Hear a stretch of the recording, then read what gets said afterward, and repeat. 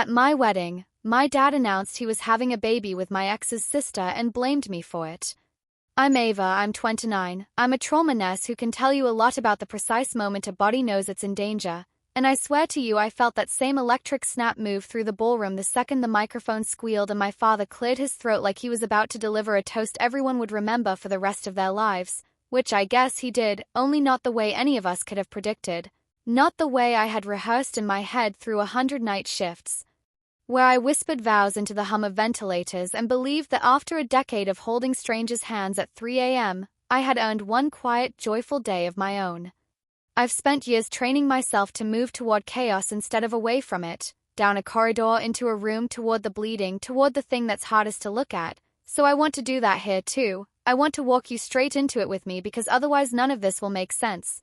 And you'll think I'm exaggerating when I say the DJ's playlist died in the air and the clink of a fork on glass sounded like a dropped scalpel and even my wedding dress seemed to brace the boning cold against my ribs, the satin suddenly too tight as Dad lifted his champagne flute and said, "Before we celebrate my daughter, there's something you all should know," and it wasn't even a sentence yet, just a preamble, and I already knew we were in trouble. A little context, because in the trauma bay you learn that stories make more sense when you work backward from the injury. I didn't think my dad would come to the wedding. We'd been talking again for the last year, which for us is the same as a detent with potholes, because our history is a road you don't drive without a spare tire. He and my mom split when I was 16. It wasn't a civil unraveling. It was an everything in cardboard boxes by the curb sort of thing, with neighbors pretending not to look, and me and my brother Noah learning to carry our rooms in laundry baskets. Dad moved into a rental with bachelor furniture and cooked his eggs in a scratched pan the way men do when they imagine they're inventing survival. He didn't cheat, not then. He just left, quietly, decisively, like a surgeon making a clean incision and refusing to look back at the tissue he separated. 4 years after, he was present in a way that drove me crazy. He remembered my birthdays, he texted on holidays, he helped with tuition when he could, he came to a couple of my white coat events. He showed up just enough to convince me I was the one who didn't know how to accept love. If you've ever had a parent like that, you know the rhythm: 2 steps close, 1 step gone. A tide that never decides if it's coming in or out. Fast forward to me at 27, finishing residency, dating a guy named Liam. Please note, this is not the groom. The groom is Gabriel, and yes, he knows everything, because Gabriel is the sort of man who doesn't ask me to shrink my story down to make room for his. But before Gabriel there was Liam, charming, tall, a mechanical engineer who designed bridges and liked to say things like structural integrity is sexy, and I liked that he could make math sound like flirtation. We dated for 3 years, got engaged for 11 weeks, and then he failed a faithfulness test I didn't even know I was administering. When I say ex, I mean someone I almost married, and when I say his sister, I mean Tessa, who was always nicer to me than he was, which is one of those awful facts you push down because it doesn't fit the narrative you want. Tessa and I had a complicated friendship. She's 2 years younger than me, a yoga teacher with quick empathy and an easy laugh and the kind of face people project softness onto because of her dimples. She was frank about the men she dated, worried about her career path, impatient to find what she called a home feeling, and I understood that longing. When my engagement to Liam broke, the public version was that we realized we weren't right for each other. The private version was that I found a string of messages on his iPad that started off like air kisses and turned into geography, addresses, dates, an apartment I'd never visited. When I confronted him, he cried. When I told Tessa, she cried harder. And then we all drifted, because sometimes a triangle collapses along the side you least expect. 2 years later, I met Gabriel on a night shift. He's an EMT who showed up with a kid who'd fallen off a skateboard and split his chin. Gabriel stayed long enough to see the kid smile again, and by the time the mother stopped shaking, he'd made her laugh. I noticed that. I notice shoulders in my work, the way people carry themselves under fear. He has gentle shoulders. Sturdy, like they'd remember your weight. Our first date was after a 10-hour stretch where I tried to stitch a drunk man who didn't want my help, and Gabriel said, "Let's get pancakes," and we did, and he didn't ask me to tell the story of my day, he just let me eat in silence, and then he said, "Do you want to talk?" and I did. We spent a year building something that felt like competence and quiet. It felt like 2 people familiar with crises who had decided to make a soft place for each other to land. He proposed on my fire escape at sunrise with coffee breath and a band that looked like a slim promise. I said yes with my whole mouth and then put on my scrubs and went to work. We set a date, booked the venue, invited everyone you invite when you plan to live a life in a town that still feels small enough to run into your past at the grocery store. I invited my dad because I thought maybe we'd finally learn to be on the same team. I invited my mom because she taught me not to be ashamed of how hard it is to love someone. I invited my brother because he is my hinge, the part of the door that lets it swing without falling off. I did not invite Liam. I did not invite Tessa. I thought I was safe. And then Dad asked if he could bring a guest. I said yes because I am the sort of daughter who still believes in rehearsing lines like of course in the mirror so I don't crack. He said her name was Tessa and I felt a tiny elevator drop in my stomach, the kind you get when you miss a stare in the dark. I texted, Tessa who, and when he replied, I swear to you it was just her first name and a heart. I called him. Dad, is it Liam's Tessa? He did that chuckle he does when is cornered. You don't own the name, sweetheart. No, I said, I don't own the name. I just want to know if you're bringing my ex-fiancée's sister to my wedding. He said, if that's who you think she is, as if identity is a matter of opinion. I tried to be reasonable.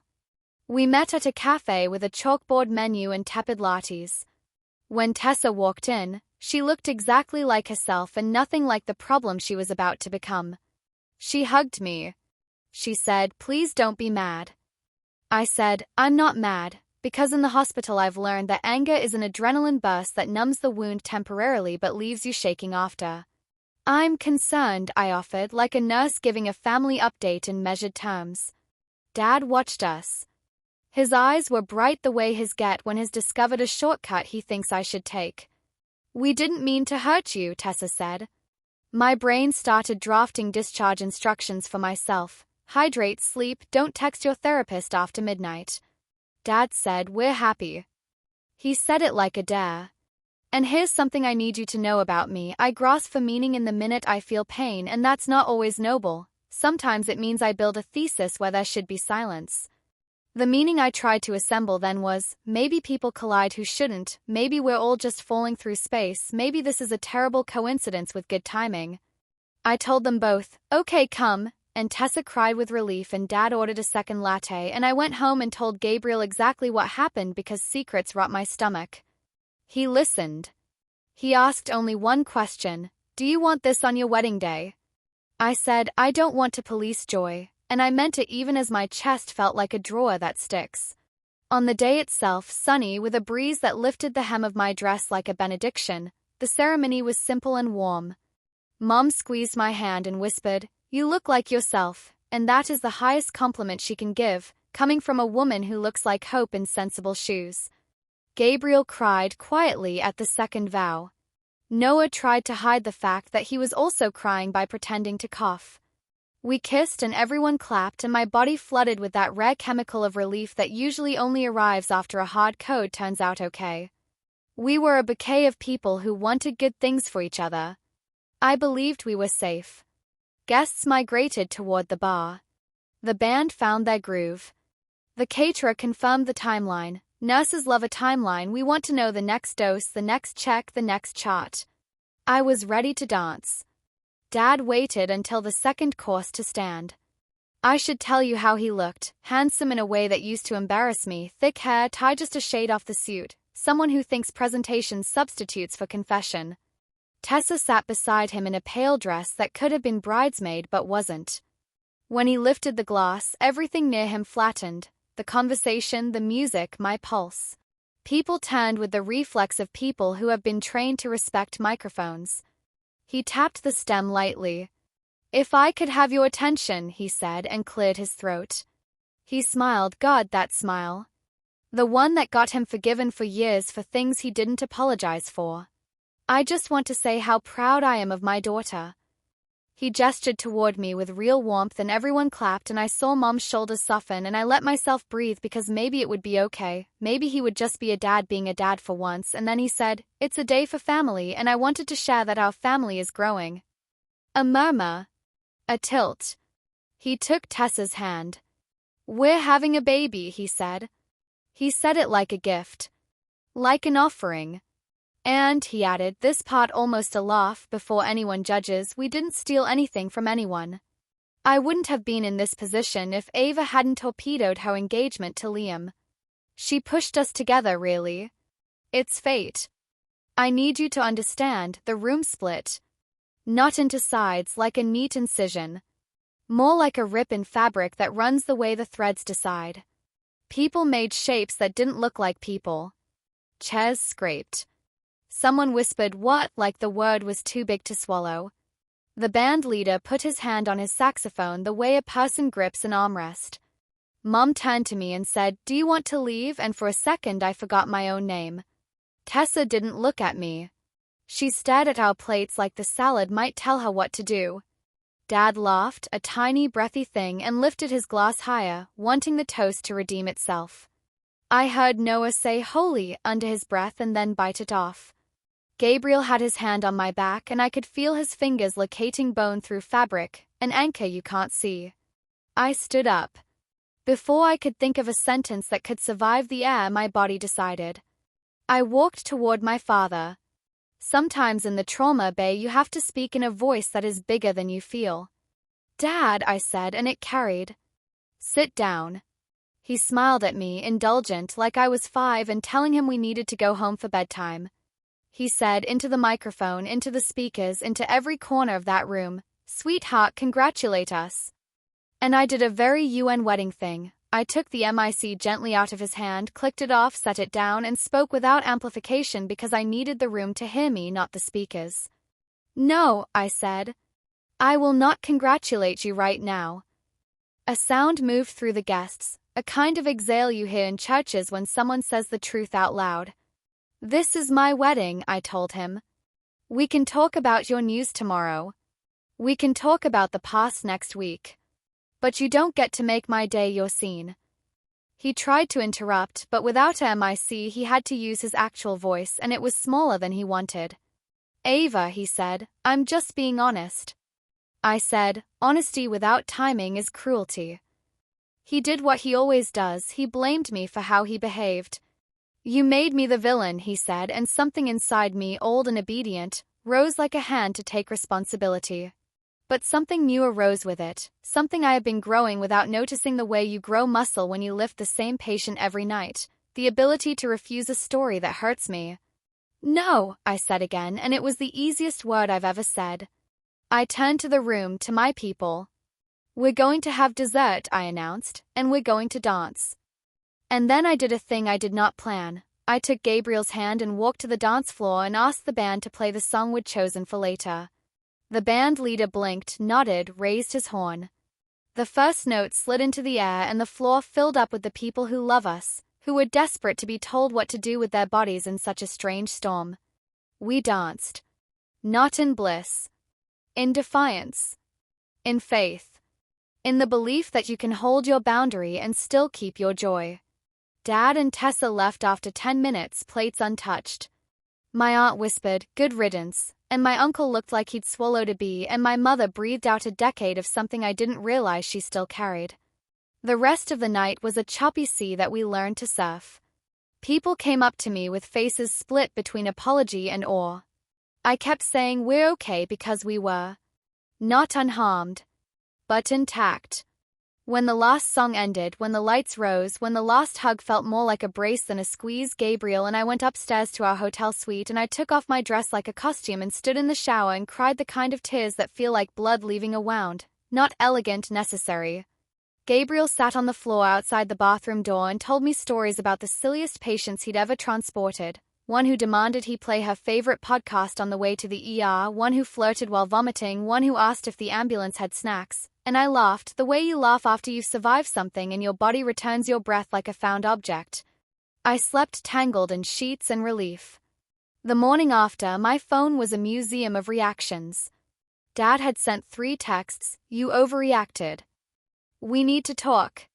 I'm disappointed in you." If you have a parent like mine, you will not be surprised by the order of those messages. Tessa sent one, "I'm sorry." Mom sent a photo of the 2 of us from the night before, our foreheads touching. Noah sent a meme of a raccoon flipping a picnic table that made me snort coffee. I put the phone down and sat with my new husband and asked, "Do we go home and start the rest of our lives, or do we stop at my dad's?" He said, "What do you want?" And instead of answering like a nice girl, "Whatever you prefer," I told the truth. I want to tell my father he doesn't get to set me on fire and then complain about the smoke. We drove to his house. He answered the door with that braced look like he'd been practicing lines. He didn't invite us in, which is one of those small rudenesses that tells the whole tale. We crossed his threshold anyway because I am done waiting to be welcomed in rooms where I belong. Tessa wasn't there. It smelled like coffee and the kind of cologne marketed as opportunity. We sat in his living room and the couch stuttered under us. He began, "You embarrassed me." I said, "You made a public announcement that hijacked my wedding and tried to turn the narrative so I would have to bless your choices to avoid looking cruel." He blinked. "You always make everything sound like a thesis," he said, "like the problem is my vocabulary, not his behavior." "Tessa is pregnant," he said. "We're starting a family." I wanted to be honest so no one could accuse me of hiding. I nodded slowly, the way I do when a belligerent patient insists he didn't fall despite the laceration on his forehead. "I'm not accusing you of hiding," I told him. "I'm telling you you picked a spotlight you had no right to pick." He shrugged. "It's a day about family." "It was a day about my family," I said. "I love you, but you're not the main character in my marriage." He shifted tactics, he always does. "You drove me away," he said, resurrecting ghosts from our living room shelves. "When you were a teenager, you judged me. You sided with your mother." I thought about the summer I learned how to fold my anger into my jeans and stack it on a shelf. I thought about the way he used to say "your mother" like it was a slur.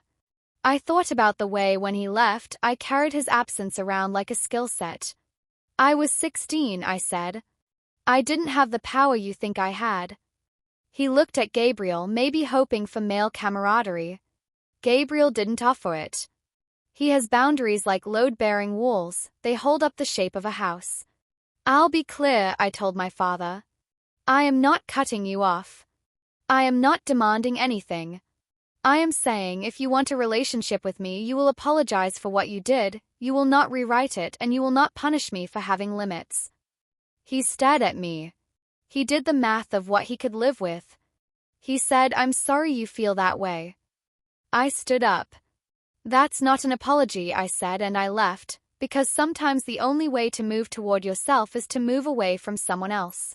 I wish I could tell you he called an hour later and said, "I'm sorry I hurt you." He didn't. He texted a link to an article about how children estrange themselves from their parents because of societal narratives, and then followed it with, "You've been brainwashed by therapy."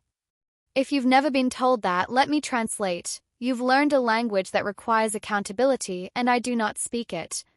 Tessa reached out 2 days later and asked to meet. We sat in the same cafe with the same chalkboard sign, and she held her stomach the way expectant mothers do without realizing, that protective gesture like your hands know the future before your brain does.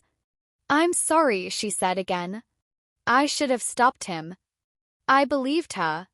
"You didn't impregnate the microphone," I said, and we both cracked a smile. "I do need to ask you something hard," I added, and she nodded as if she'd been waiting, and I asked, "Were you and my father together when I was with Liam?" She went pale and then pink and then pale and finally said, "No. But we started talking before you broke up." "Not like that," she rushed to add. "He came to my studio to pick Liam up once and we talked about pain. It felt easy." "Of course it did," I said. "He's very practiced at telling his pain as if it absolves everything." She cried a quiet cry into a napkin that left little lint on her cheek. "I don't know how to do this," she said. "I never meant to be your enemy." I reached for her hand, and this is maybe the most radical thing I've done. I believed we didn't have to be enemies. "We can be careful," I said. "Careful and honest and far apart for now."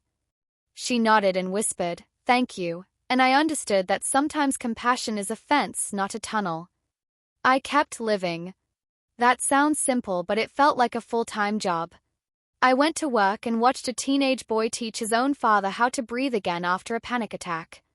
I held a woman's fingers while she asked if she would still be beautiful with a scar, and I said, "Beauty is a moving target and you are fast," and she laughed with the stitches in. I came home to Gabriel and we learned how to cook one dish extremely well, cacio e pepe, because life is hard enough, let the sauce be simple. We sent my mother flowers randomly because she supported multiple generations and deserved petals for it. My father did not call for 8 weeks. Then he texted, "Sonogram today." A photo followed, grainy, alien, freighted. I stared at it until the shape became a Rorschach and then a person and then a storm cloud. I typed healthy because I am a nurse and a human. He said yes. I wrote good. He wrote, "We want you at the baby shower." This is where old me would have contorted to fit. New me asked questions. "Will you apologize for what you did at my wedding?" He replied with a voice memo where he told a 4-minute story about the first time he held me as a baby and how he had tried his best and how he just doesn't know how to get it right with me and maybe I am constitutionally unforgiving. I deleted the memo because it was a circle without a door.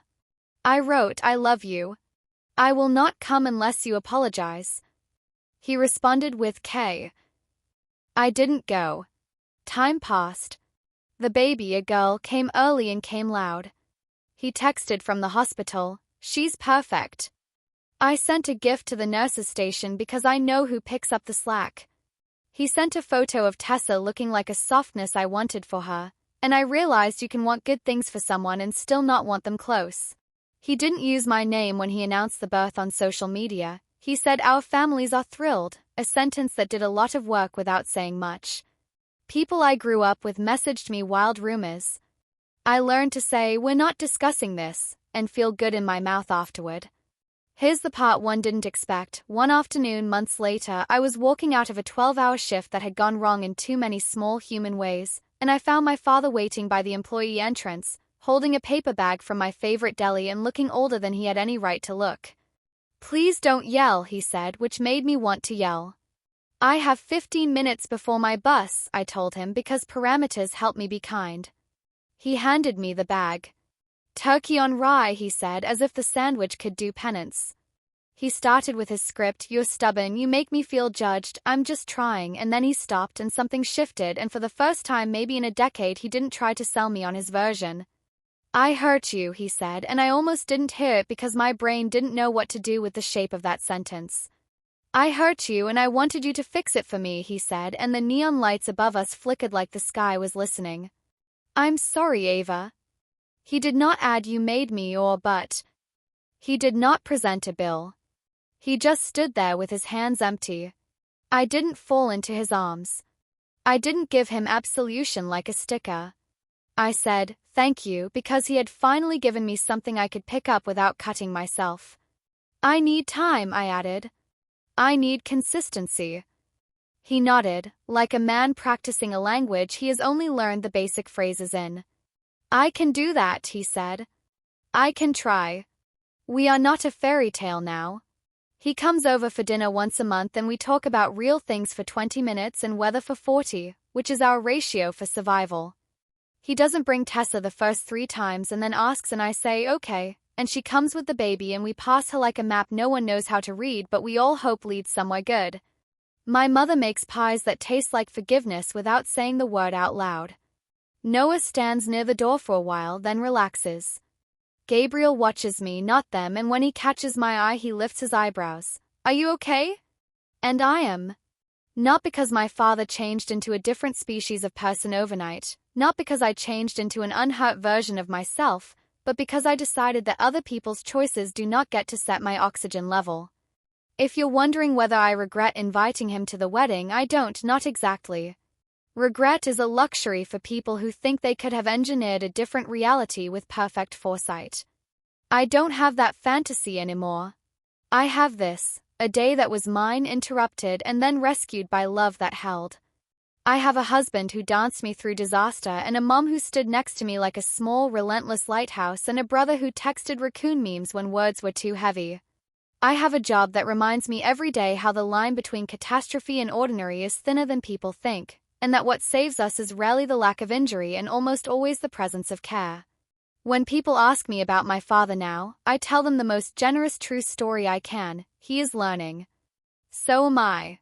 He made a terrible choice on a beautiful night and I made a good choice in response, and those choices sent shockwaves that are still moving through our rooms. I don't center him in my narrative anymore. I center the girl in the dress who said no with both feet and then danced anyway. I center the woman who is speaking to you now, who knows how to press a wound, who knows when to call for help, who knows that sometimes the bravest thing you can do at your own wedding is pick up the mic, set it down and keep going. And in case no one has told you lately, in case you are standing in a room where someone has just taken your moment and twisted it into theirs, you are allowed to reclaim the soundtrack. You are allowed to start the band. You are allowed to hold the person you love and move your body anyway. I'm 29. I'm a trauma nurse. My name is Ava. I married the right man on the wrong night. My dad announced he was having a baby with my ex's sister and blamed me for it, and I did not explode or disappear. I became very, very clear. And clarity, I've learned, is its own kind of celebration. It's the music you make when the microphone cuts out and your voice still carries, and people who love you find you on the dance floor, and you all keep the beat until the lights come up and it is only you and the person you chose and the life you are about to live, which even here, even after, is still yours.